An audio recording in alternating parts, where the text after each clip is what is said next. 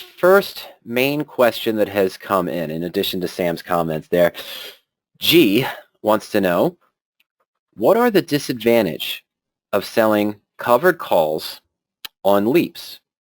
Okay, we just hinted a little bit about that. I actually don't have it up here on my screen, so we got to go to other strategies. Let's take out short strangle for the time being. I'm going to go ahead and add in our calendar call. Now, calendar call is, to me, by definition, means many things. Okay, so let's go to the calendar call page. This is a typical diagonal calendar call spread, which we could refer to as buying a leap slightly in the money far out in time, and then selling an at or out of the money near-term call against it for premium. You might be going deep in the money with your leap to have a higher delta. Let's say a delta of maybe greater than 0.8, greater than 80, for example, somewhere in that range, and then trying to sell one or two strikes away. Last week we actually had a discussion on looking for calls against 2-year out leaps that are one standard deviation away. What are the pros and cons? That was one of last week's webinars that's archived there on YouTube, and I believe on Power Options. And I'll try to find that link for you later on to get into that discussion. But here, let's talk about what are the pros and cons. Now, sometimes gurus out there, other educators, they refer to this as a poor man's covered call. And I bring that up because G's terminology is very similar to that. He says selling a covered call against a leap. Okay, well, a covered call really means owning the stock and selling a call in that terminology. So when we're talking about buying a leap call and selling a near-term call against it, we're talking about a calendar spread, or what some people call a poor man's covered call, because I'm only paying a fraction of the cost for the leap option, unless I go too deep in the money as well. But I'm only paying a fraction of the cost for that leap, so I don't have to put up the full capital. What are some of the pros and cons of this right away? Well, number one, buying a call is a leveraged structure, okay? Which means what? Leverage works both ways. You can see outsized gains, 20, 30, 40%. But at the same time, if the market falls, you can see losses of 30, 40, or 50% on the call, which is your investment, not the stock itself. Now, let me go back one. Here on Power Options, I said calendar call. Many of you hear the term, see the term calendar call, and you think to yourself, wait, calendar call is a horizontal. It's the same strike. That's a calendar call, and then when you have different strikes, that's a diagonal. In reality, both of these are calendar calls. This is a horizontal. This is a diagonal. But in general, they're both calendar calls. And on Power Options, you can search for both. More aggressive, sort of tent profit and loss chart, similar to a butterfly or maybe a short straddle, but with time, so it skews it a little bit. But that's the horizontal, same strike. I buy a, looking at Shopify trading at 351, I buy a January 350 call, and I sell the March 350 call that's 40 days away. That's a horizontal, same strikes. On a diagonal, I'm likely buying an in-the-money leap, as G mentioned, and then selling short-term against it. Now, let's go ahead and just pull up an example, and I'll stick with Shopify in this case. Okay, we're just going to pull up a straight example so I can review graphically what some of the risks are of this. And then we're going to take an actual example from 3 weeks ago and see where the position would stand right now. Okay, so we're going to use the help of the history tool, the historical chain, to do that. But first, let's go to the custom spread tool. I know Shopify is well below 350 now, I believe. I just used that number as an example, but I'm going to use Shopify. Yes, this was one that I had a calendar call spread in that, yes, thankfully hit the profit targets I wanted and was closed 2 weeks ago on February 14th. February 14th. So 460. Oh, it's actually still higher than that. Okay, 463. So I don't know if I want to go that deep in the money, but we can go out just 1 year or we can go out 2 years. Let's keep it simple. Let's just go out to January. It's not quite a year yet, but about 10 months away. Okay? So I want to buy something in the money with the stock trading at 463. Let's go with that's still expensive. It's really expensive. But let's go with the 400 call. Probably has a delta of around 0.7. It's a good range in the money. And we're going to go ahead and buy that. And now what I'm going to do is go ahead and sell. I don't want to go 49 days out. Let's go to, oh, sorry, folks. Sorry about that. Let's go ahead and go just 28 days out, March 27th, shall we? And I want to be at the money is where we offer the highest time premium. That's what was discussed last week. That's the allure of the at the money options, and a lot of people who teach the diagonal spread say that because you want to get the most time value. But if you want growth and you think there may be a recovery, let's go out in time to 480. We're still going to get about $27 on the position. Okay, so let's go ahead and add in our selected options to our table and see where we are. So we're going to buy that January 400 call, sell the 480, which is roughly 20 points out of the money for March, which is 28 days away. And this is 322 days away, so we have to keep that in mind. This is on the fly. This might not be a spread that I would actually trade, and we're going to talk about that in just a moment.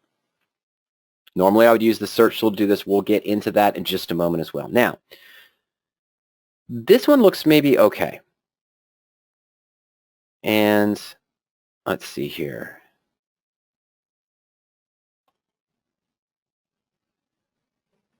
Okay. All right, sorry. I think, Sam, you made a comment here on something, and I'm going to get to that when I get to that portion. Yep, Sam, that's your comment. So I'll get to that when we get to that. Just a moment. Okay, so we pause for a moment. What I wanted, first thing I wanted to illustrate is that first you have to make sure your structure is sound. We'll talk more about that in a moment. But what I mean, the first thing is, we know this is about 322 days out in time, our leap option, and we paid about $123 for it. We got $29. That's $123 per contract, and here we're about $29. And this is $35. So we have about what I'd call 9 write cycles. Oh no, I did 28 days out. I'm sorry. So that's good. I did 28. So we have 10 write cycles. What that means is that there's an opportunity to sell every 28 days 10 times against the distance of 322 days. That's called a write cycle. We might even be at 11, but let's just call it 10. Now that's important because if I'm paying 123 up front and I'm collecting 29 here, naturally if I write that 8 times, 9 times, 10 times, in theory, we'll get the full 290, so that's covered, meaning the near-term premium times the write cycles is greater than this. This is just something I tend to look for, otherwise it's a little bit more difficult. Now my net debit, this is a trade I can tell you right now I would not enter just by looking at it. The net debit total cost into this position is $9,435 for one contract. High cost for that in-the-money leap, still a good, strong premium near term. Thank you. A little bit of volatility here, and I'm about 20 points out of the money for 28 days. Now, this graph looks really good, but why am I never going to trade this position? First, of some of the cons, the risks of doing this. This is the first risk. Talked about this last week. Whenever I do a diagonal spread of this nature, G, I have to make sure that the net debit that I'm paying on the first cycle, or any cycle, 94.35, that has to be less than my difference in strike prices. Why? Well, remember what we talked about just a moment ago. We own a leap option, which gives us the right to buy shares of stock, but we don't own the stock. If a recovery happens quickly next week, I'm not saying it is, it's not a projection, but if it happens quickly, we wake up on Monday and Shopify is up at 490, 510 for example, moves up 5 or 10%, and we're in the money and we suddenly get assigned early, what does our broker have to do? Well, you still have an obligation to deliver shares of stock at this price. You have the right to buy shares of stock at 400. And your broker would probably do that. But if you exercise at 400 to deliver at 480, naturally you can see, what do you get? You get 80 back. You're not in this profit zone. You're down here. you're in this loss. Why? The profit and loss chart is based on the expectation that any diagonal spread owner wants to have and should position themselves to have. And that is being in control of this long option. If you're exercised early and you have to, if you're signed early and you have to exercise the long to deliver the short, you just get the strike difference back. This profit and loss chart is based on the theoretical price of this option, this leap option, if the stock is trading at these prices at March expiration. Okay?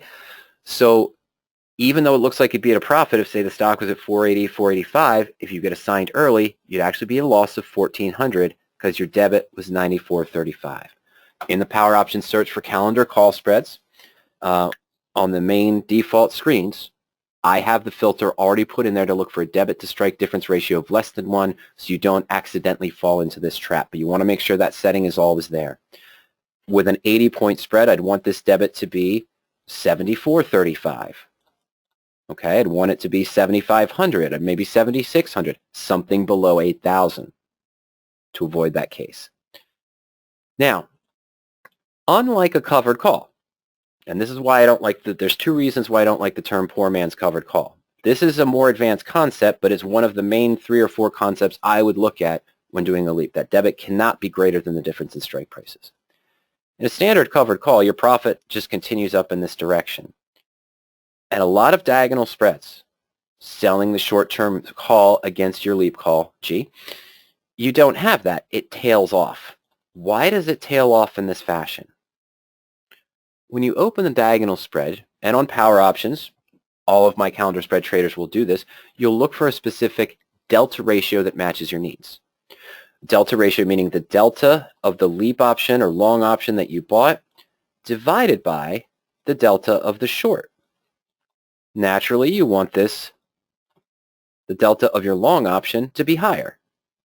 Okay? So you might look for a delta ratio. A common one is 1.8, maybe greater than 1.6, meaning if the stock moves up 1 point, you're gaining 80 cents more, essentially, than what you're losing on the short, which is going against you. Right? You sold it, so as it increases value, that's against you. So you want to be gaining more on the leap naturally than that. The miracle of expiration, G. This is point number 2. What happens 2 days, 3 days, 1 day on this March 27th expiration? Your short 480 call is doing one of 2 things. It's either going to a delta of 1 or a delta of 0. So on this week, if the stock moved up, if Shopify was trading at 490 on, say, the 24th or 25th of March, your short option is getting towards a delta of 1. The leap option lags. Even if there's a 10-point gap, your short option is going to react very quickly. The leap is going to be a little bit slower to react, but so is the delta. So at this point, with the stock trading here, the delta of this leap might have only moved from, let's say, 0.7 when you got in, and this short option delta was at 0.4, to now your short option delta is at 1, and this is maybe at 0.8. So that's why this starts to tail off, because every dollar the stock moves up on or near the expiration date, you're giving back more on the short leap or short call option that's in the money than you're gaining on the leap. I'm only gaining 80 cents on the leap while losing $1 for dollar almost that close to expiration. That's really important, and that's why you don't see the same profit and loss chart you see with a covered call that just continues on because of this delta fact.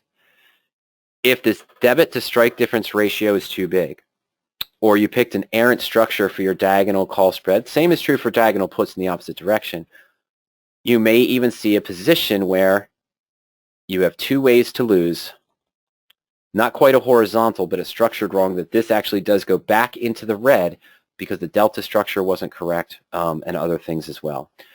As far as a calendar spread goes on the fly, I kind of like this profit and loss chart. I really do. It does tail off. That's just the nature of the spread position. It doesn't go back into the red unless we get really, really high up on the stock price. Okay?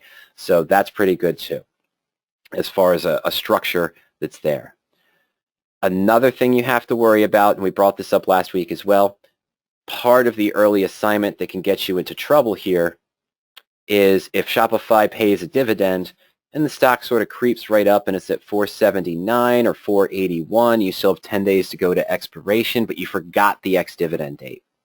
If the dividend is greater than that difference, or someone feels that, hey, they want to own the stock now to be able to take care of the dividend to start trading the position as a long stock, and you get assigned early, even if it's not that deep in the money, same problem. Exercise the long to deliver the short. You don't get the profit that you want, because this profit, peak profit that you're expecting or hoping for, is based on having the ability to sell to close the 400 call on your terms, not having it exercised to deliver an early assignment. Now, the main reason, those were just some of the small ones. Number one, structure is important. If you don't have the right debit to strike difference ratio, you can get yourself into trouble with early assignment, and you may see 2 ways to lose and a faster trailing of this into the negative. Number two, we talked about the risks of early assignment and how that can come into play as well. Not necessarily something you want to do around earnings, and we don't want to be in a position where we have 2 ways to lose. And of course, we also talked about the risk at expiration where the delta ratio switches and your short option delta, if it's in the money, goes directly to 1 and the leap still lags. Now the main issue, and I saved this so I could read Sam's comment while I'm doing it, and we're going to show the example below. Oh, I'm going to show this as an actual example, but Sam says, yes, the leap calls, if you bought before the drop, you lost 50 to 60% of the total investment on the leap call. So if this was where Shopify was 10, 12, 14 days ago, and we had entered this structure, today it's down 11%, 12% where everything else is, that call might only be worth $60, $70. You've lost 50 to 60% of what you paid. Sure, your short call is expiring, your short call is going to zero, but your investment is in the leap call. It works both ways. This is why Sam says that he doesn't like to do this particular structure and just sell calls against it by itself. His hedge for this is having that straddle or strangle in place and letting it run one direction for profits, but when he sees a turnaround, that's when he'll sell the call as well. Okay? All right, so let's see here. And Robert, I'll get to your comment in just a moment. But first, let's do this. Robert, your comment's going to be perfect for this conversation too. I'm going to get right to it. But first, $46, 10%. I bought a leap call. Got a March call hanging out there. Let's say 14 days from now, halfway to that March expiration date, G, we lose $46 and Shopify drops down to $417 per share. Okay? So $417 per share, 10%. And yeah, the halfway point, March 16th. Happy St. Patrick's Day. Happy pre-St. Patrick's Day. What would I expect? Not quite a 50% drop, but pretty close. So the expected value at that time, if volatility stayed as high as it is right now at 0.531, if the market ebbed, that would be a little bit better. $12,340 was your cost. Your expected value on the leap is $8,975 with a 10% decline. $3,365. Let's just call that 35%. You lose 15%, you're going to be at 50% loss on that leap option. Okay, the value. Sure, you're gaining this back and you've lowered your cost basis, but that's what you expect to see. Leverage works both ways. Not a bad loss considering the stock dropped 10% and your leap call by itself is down 35%. You're only down 800 because of the hedge here, a little bit of a hedge, but that's what people forget, is that if a stock falls, if I opened a covered call, got a 3% premium, with volatility where it is, it'd probably be a 5% premium. If it falls 10%, I'm only down 5% as a whole on my investment. When you use leverage, if the stock falls 10%, you're down 25, 35%. If it drops 15%, you're down 50%. Let's go back in time. I'm just going to go to the chain. And I'm going to read Robert's comment first. He says, using leaps, here's what I have done. Okay, sorry about that. It wasn't scrolled all the way. And it's a long comment, so bear with me, ladies and gentlemen. Excellent. Okay. All right. So, using leaps, here's what I have done in anticipation of a potential market decline, which we obviously experienced. When the market became overbought, I wanted to maintain my ability to generate income using options, using leaps, while stabilizing the capital. I purchased delta neutral December 2022 leaps on SPY, 80 delta calls and 80 delta puts. Straddle or strangle, in a sense, just as Sam has been talking about, but this is more of a delta neutral play where Sam straddles might be more at the money. And then Robert goes on to say, so he's too deep in the money. He said, I am a very conservative 90% OTM short calls. That's a double diagonal, sort of like an iron condor, and trying to keep it delta neutral through management. On this position, I have been slightly up on the short, I'm sorry. I have been up slightly, yes, on the short calls and 2% on the leaps as the option is appreciated in value for the week. So that was both directions, double diagonal in that case, but being delta neutral to start. But then that's the key, is still the management on the position, okay? All right, so let's see here, just making sure I'm at the end of the list. Good. Now, historical chain. Let's take shop. And let's go back to, I'm sorry, I want to go to the option chain here. Just look at the quotes page real quick, but I want to go to the chain. And let me go back historically. Now, this is a lot of data here, but we're going to go back to the 14th for SHOP. I'm going to go out to the same January, 300, in this case, 36 days out in time. We're going to pick close to an 80 delta call. So Shopify was at 531, so it's dropped 70 points, maybe a little bit more at the bottom, but today was roughly the bottom. So, well, I don't want to say the true bottom, but that's the lowest we saw, okay, in that case. So I want to go now, I'm sorry, it's January 2021. And I do want to just look at the calls here. That'll help shed some time, but that's okay. So on February 14th, got to move it up to a medium chain too. Mike, you should have seen that before. All right, there we go. Okay. Let's call it 410, $161. So the 410, oh, that's the bid is 161. Oh, I don't have the ask here. I should add that. This was for another webinar, so I don't have the ask. Let me put that in for a second. So I'm going to customize my columns here. There we go. Just want to get the ask. So there's a lot of different things that I could have there. Oh, shoot. Sorry, ladies and gentlemen. 1 second. There we go. And I saw something else I wanted here. All right, bid, ask. I'm sorry. I don't want the last.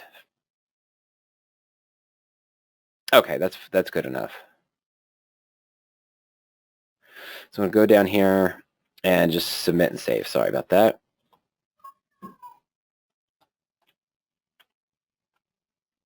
All right, so now that I've got that in,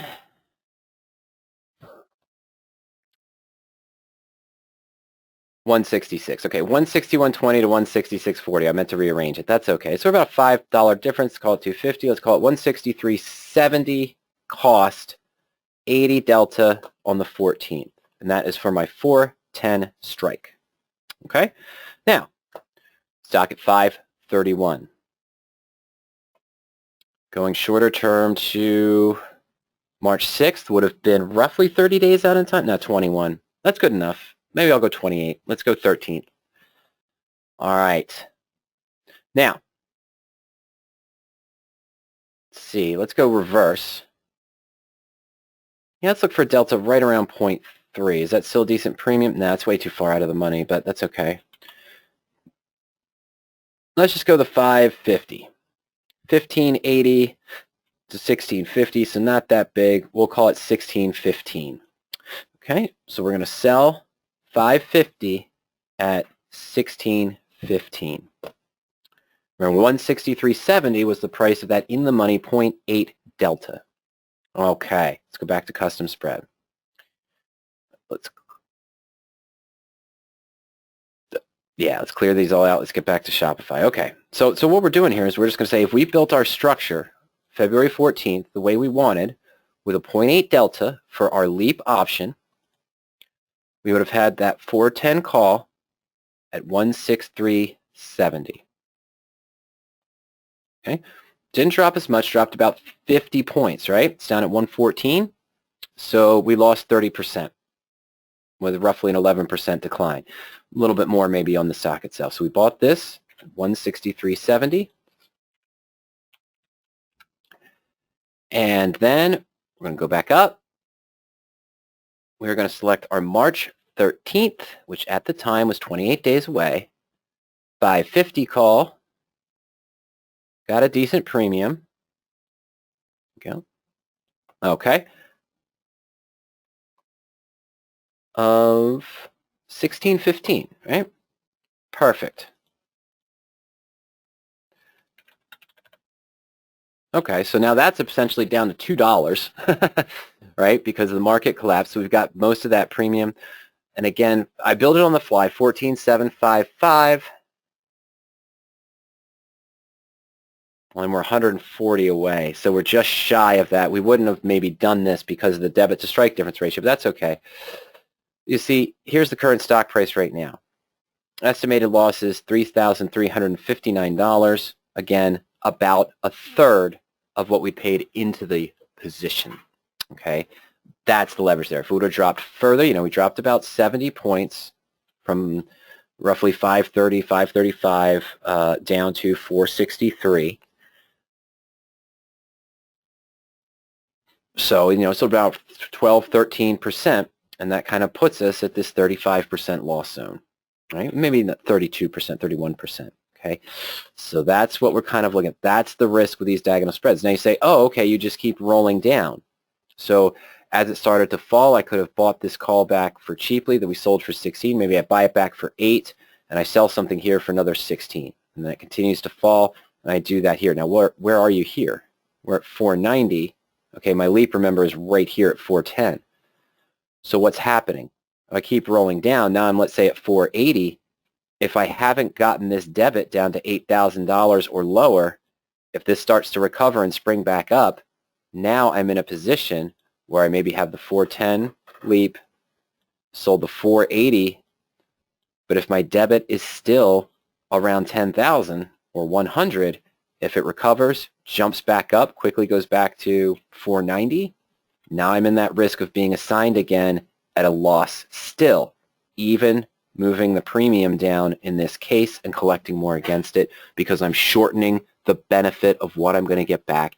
And I'm also lowering, by continuing to lower the call here from out of the money as it falls to slightly more at the money to slightly more at the money, I'm losing delta here and I'm increasing delta here.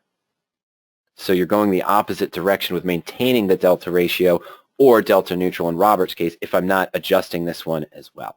Okay, so it's not as easy to just say, hey, it's a poor man's covered call. I'm going to pay a fraction of the cost to buy this leap. 25% is $120, $160? Yeah, $160 instead of $535. So we're paying about 25% of the total cost of the stock. That's great. But leverage works both ways, and that's the risk. Watch out for early assignment. Make sure the debit to strike price difference, the debit is less than your difference to strike prices. Pay attention to where your dividends are, your ex-dividend dates are. If you're trading calendar spreads on a stock that pays dividends, you don't want to get risk of early assignment in that case either. And remember, leverage works both ways, and that's where a lot of investors do get into trouble as well.